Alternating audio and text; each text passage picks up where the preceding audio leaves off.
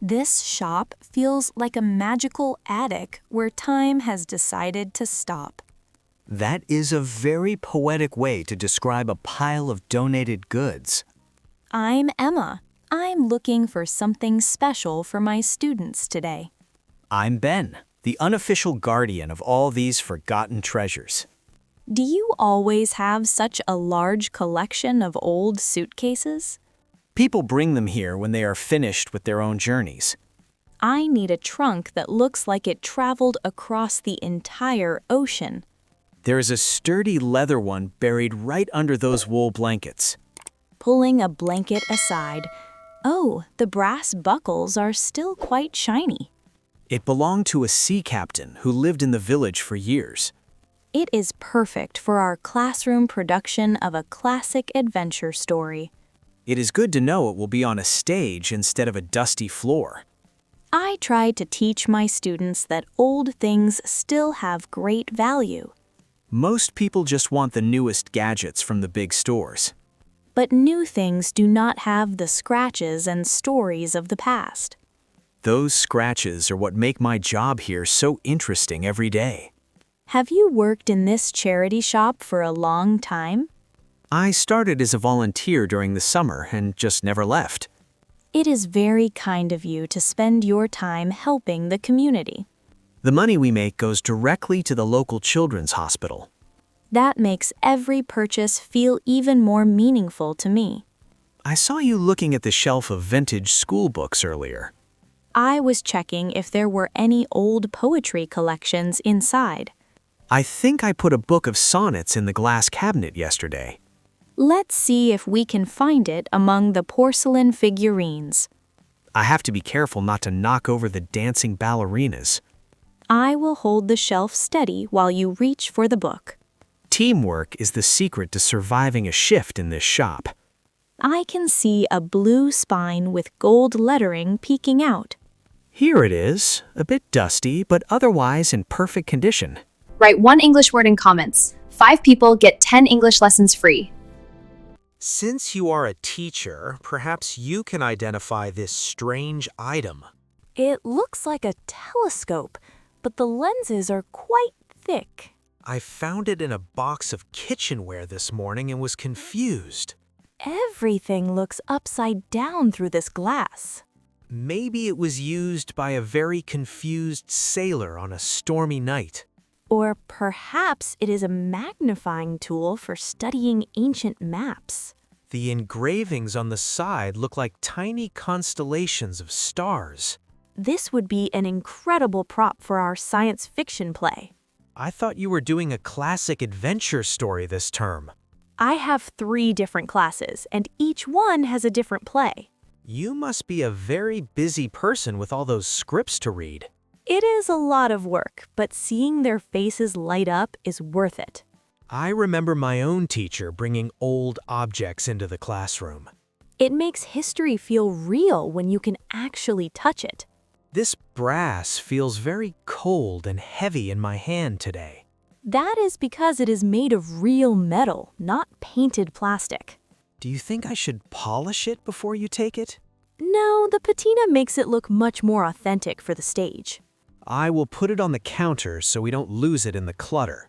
I feel like a treasure hunter on a very successful mission. Wait until you see what is hidden in the back room. Is there even more than what I see here in the front? We have a whole section of furniture that just arrived today. I hope there is a small wooden desk for my protagonist. There is something that looks like an old writing bureau. That would be the centerpiece of our entire set design.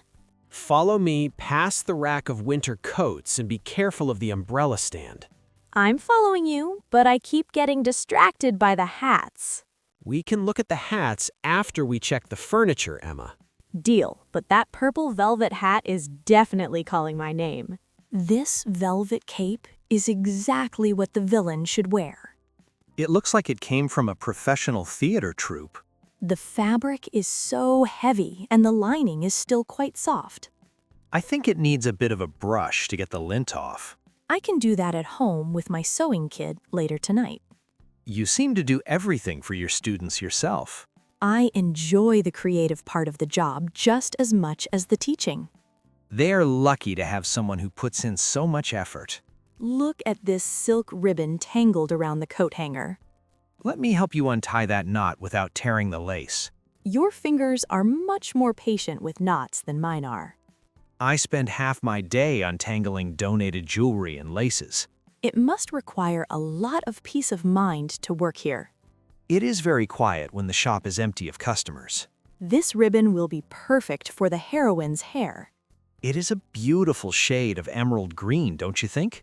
It matches the eyes of the girl playing the main role. I didn't know teachers had to be costume designers too. In a small school, you have to wear many different hats. Speaking of hats, shall we go back to the purple one? I am almost afraid to see how much all of this will cost. We keep the prices low because we want things to be used. That is a very kind philosophy for a business to have. We're more of a community hub than a regular business. I see some people sitting in the corner with tea. Those are the local regulars who come here for the company. It is lovely that you provide a space for them to gather. Sometimes they stay for hours just talking about the old days. I should bring my students here to listen to their stories. They would absolutely love to have some young listeners. I saved the best item for the very end of your visit. Oh, is that a mint green typewriter sitting in that box? It is a portable model from the 1950s, I believe. It looks so stylish, and the keys are so perfectly round.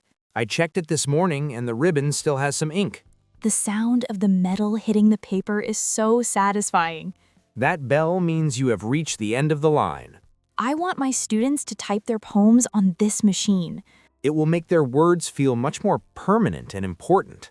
There's a different rhythm to writing when you cannot erase. You have to think about every letter before you press the key. That is a great lesson in mindfulness for my writing class. I can include a spare ribbon if I can find one in the drawer. That would be wonderful. I don't want it to run out of ink. I think there is one hiding behind the vintage staplers. This typewriter is a bit heavy for me to carry alone. I will put it in a box with some bubble wrap for protection. You are being so helpful today, Ben. I really appreciate it. It is not every day that someone comes in with such a clear vision. I'm just a teacher who wants to make lessons exciting. You are definitely succeeding based on the items you picked. I think I have enough props to fill an entire stage now. We should probably start calculating the total for everything. I've been keeping a mental tally in my head as we went. Don't worry, I'm going to give you the educator discount. I didn't know such a thing existed in a charity shop. It is a thing I just invented because I like what you're doing. That is very generous of you. Thank you so much. Let's carry all these boxes over to the front counter. I will take the books and the velvet cape in my arms. So, what is the final verdict for this mountain of treasure? For the trunk, the telescope, the cape, and the typewriter. And don't forget the little book of sonnets and the green ribbon. Let's say 25 pounds for the entire collection. That is far too low for such valuable items, Ben. It is enough to help the hospital, and it helps you too. I insist on paying 30 pounds to make it fair. You are the first person to ever argue for a higher price. I know how much work goes into running this shop. I will put the extra 5 pounds in the donation jar for the animals. That is a perfect compromise. I'm happy with that. One receipt for the English department. My principal will be very happy with this budget report. I am adding a small bag of lavender as a gift for your desk. It smells so lovely. It will help me stay calm during grading. I find that the scent of lavender makes the day go faster. I am opening my wallet and handing you the crisp notes. Thank you, Emma. This will go a long way for the kids. I'm glad I could help such a wonderful cause today. We are always looking for more volunteers if you are ever free. I might come by on Saturday mornings to help with the books. We definitely need someone who knows their literature in that section. I can help organize them by genre and alphabetical order. That would be a dream come true for my messy shelves. I will bring some of my own old books to donate as well. We are always happy to welcome new stories into the shop. I need to make sure I have enough space in my car for all this. I can help you carry the heavy boxes to the parking lot. That would be great. The typewriter is the biggest challenge.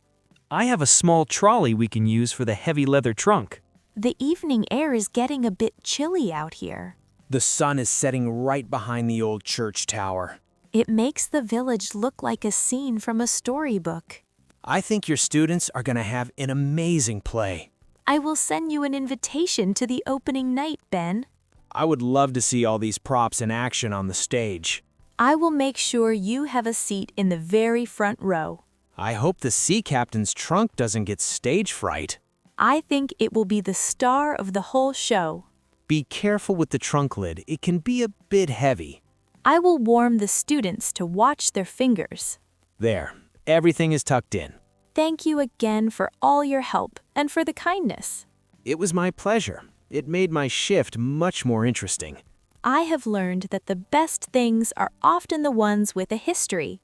And the best people are the ones who appreciate that history. I will see you on Saturday morning for the book organizing. I will have a fresh pot of tea ready for our volunteer shift. That sounds like a wonderful way to start the weekend. Don't forget your lavender bag. It is on the passenger seat. I have it right here. Thank you for remembering. Have a safe drive back to the school, Emma. Goodbye, Ben. See you in a few days at the shop.